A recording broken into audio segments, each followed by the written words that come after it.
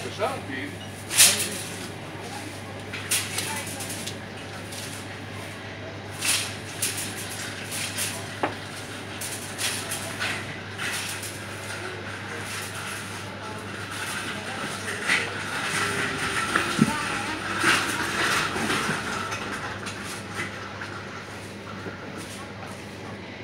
פסח.